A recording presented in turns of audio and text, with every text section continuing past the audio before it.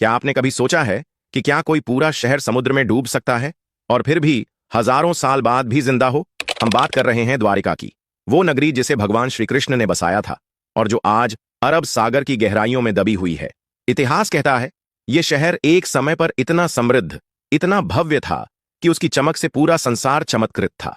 लेकिन फिर एक दिन सब कुछ गायब हो गया। कहते हैं समुद्र ने इस नगरी को अपने अंदर समा लिया। मगर क्या यह सिर्फ एक पौराणिक कथा है या इसके पीछे कोई गहरा और रहस्यमयी सच छुपा है? आज हम आपको दिखाएंगे वो अद्भुत फुटेज जो समुद्र के 130 फीट नीचे से निकाली गई है।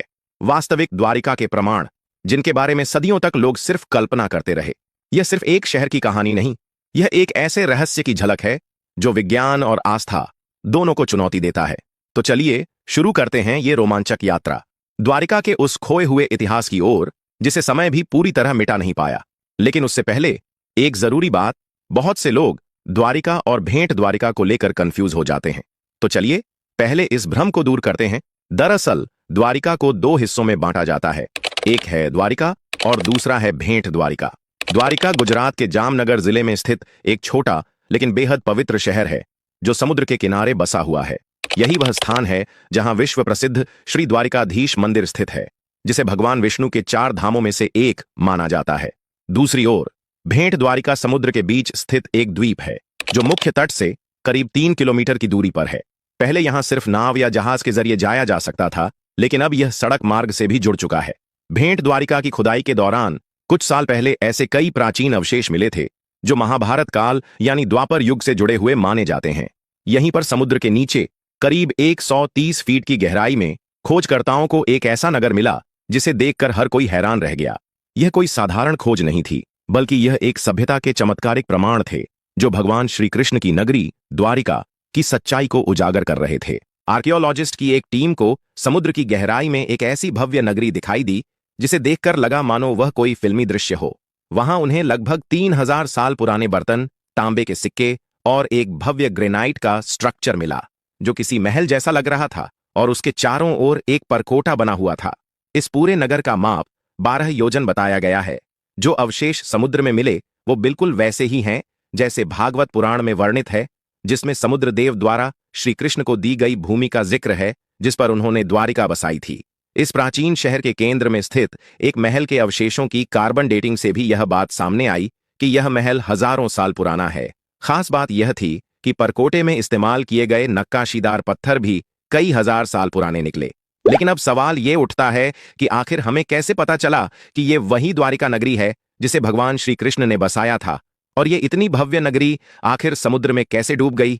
तो चलिए अब आपको इस अद्भुत नगरी द्वारिका का रहस्य, उसका इतिहास और हमारे पुराणों में वर्णित इसके डूबने की कथा के बारे में विस्तार से बताते हैं। अब बात करते हैं द्वारिका के इतिहास की। श्रीमद् भागवत पुराण के 10वें अध्याय के अनुसार भगवान श्री कृष्ण ने जब अपने मामा कंस का वध किया तो इसके बाद वे यादव वंश के साथ मथुरा में ही रहने लगे।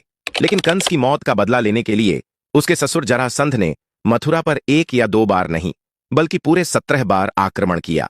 बार बार हो रहे इन हमलों से न सिर्फ मथुरा की प्रजा परेशान हो गई थी, बल्कि श्री कृष्ण भी इस स्थिति से दुखी हो चुके थे।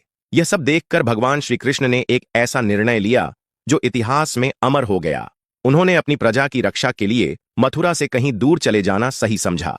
श्री कृष्ण अब और युद्ध करके अपने परिवार और प्रजा को संकट में नहीं डालना चाहते थे, इसलिए उन्होंने अपने पूरे परिवार और जनता के साथ मथुरा को छोड़ दिया और मथुरा से करीब 1300 किलोमीटर दूर अरब सागर के किनारे जा पहुंचे। वहां पहुंचकर उन्होंने देव शिल्पकार विश्वकर्मा को समुद्र के ऊपर एक नगरी बनाने का आदेश दिया। लेकिन समुद्र देव की मर्जी के बिना समुद्र के बीचों बीच एक पत्थर भी लगाना संभव नहीं था। इसलिए भगवान श्री कृष्ण ने समुद्र देव की पूजा की। स्वयं नारायण का आदेश भला कौन टाल सकता है?